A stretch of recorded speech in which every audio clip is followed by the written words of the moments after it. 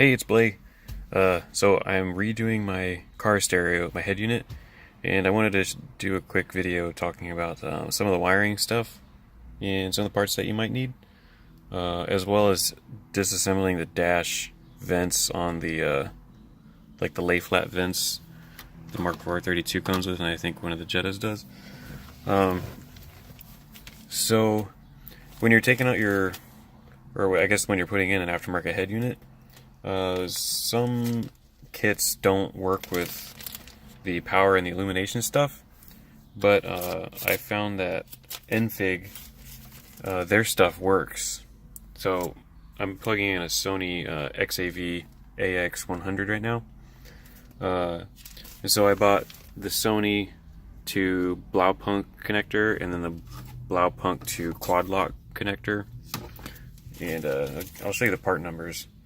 The Sony connector, Sony to Blaupunk, is this PNP SON0028.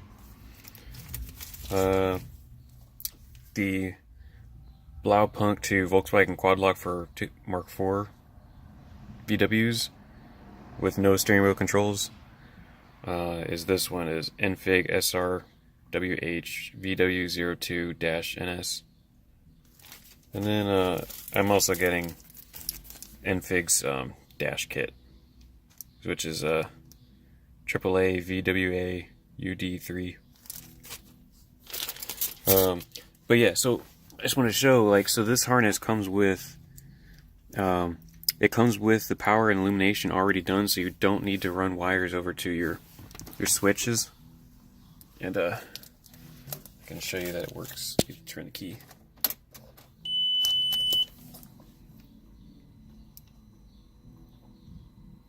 Yeah, so this turns on. And the cool thing is, when you turn off the car, if you don't pull your key out, this stays on until you actually pull the key. So I'll show. So you can stay on, but the key's off, which is awesome. So the music will keep playing until you...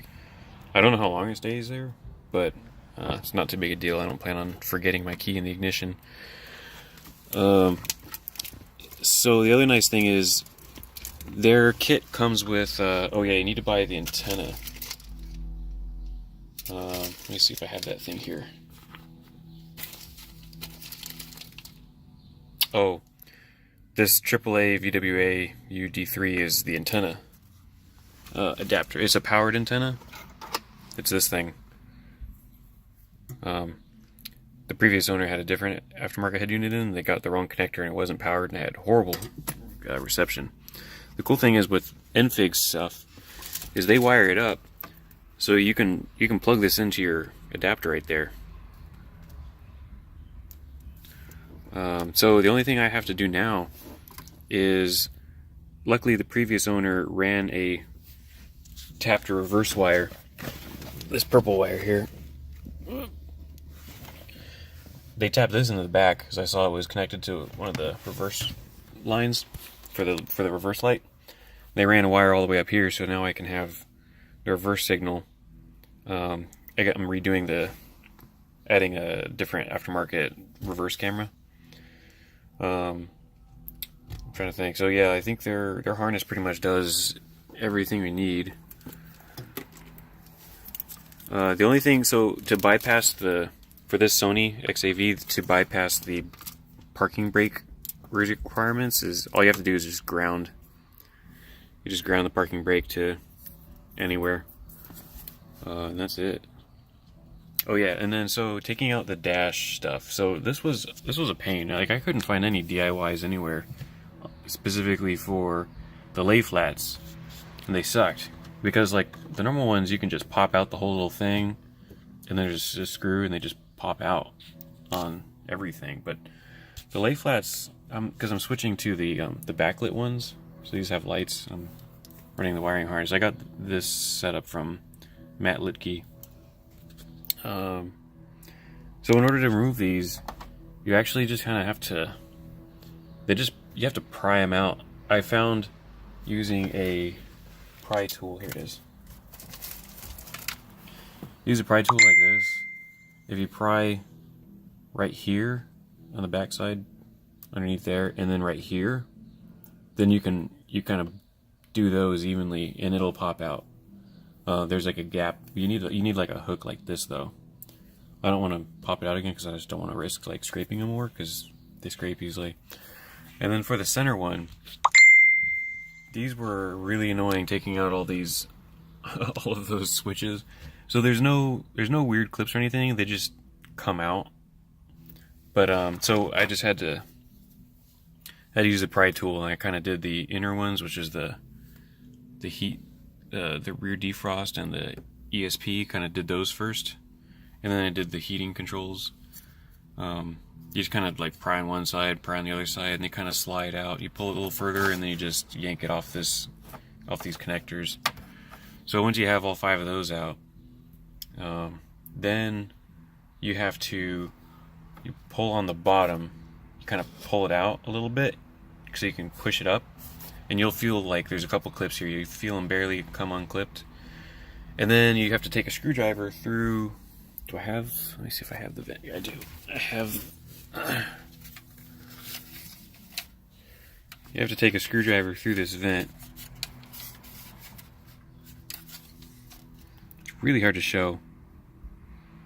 I'm trying to see if I can see it in the camera. Yeah, you can kind of see a gap there. So you use a screwdriver and you unclip it through that gap on both sides.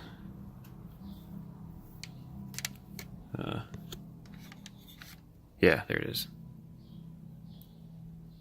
That hole right in the center. So you unclip those, and then it'll unclip right there. I think you can kind of see the little clips here. So I have a flashlight. Where'd I put that? Here it is. Should have been using this. Yeah, so you can see. So you do those 2 clips last, and then the whole thing will just kind of pop right out. And so that's not too bad. But yeah, for me, I had to remove the glove box because I had some wires that were ran into the glove box from the old head unit that was here. But I'm probably gonna run a USB cable. I'll probably run it to right here. Might buy the flat piece that replaces the this thing. I think there's a piece of plastic you can buy that replaces this, so I might buy that, drill a hole, put a grommet, run my USB cable through that, because I don't want to hook my phone up through the glove box. That'd be obnoxious, because this thing has Android Auto, so I plan on using my phone frequently. So, any last things? Oh, as far as the wiring harness goes, I know Matt Litke from Litke Clusters sells like an adapter, like a wiring harness that it gives you like some of the connections that you don't get from like Metra and Scosche and some of the other kits. I don't recommend those, but so you can either use Enfig's parts or you can buy Matt Litke's. But I think Enfig's is probably better because you don't have to run a power and a illumination wire over to the like the fuse box area. All you have to do is you just use these. Because as far as I know, this quad lock has not been modified, as far as I can tell. So I hope this is useful. Like I said, like taking out these vents, that was a huge headache.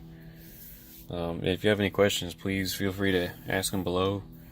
Alright, have a good one.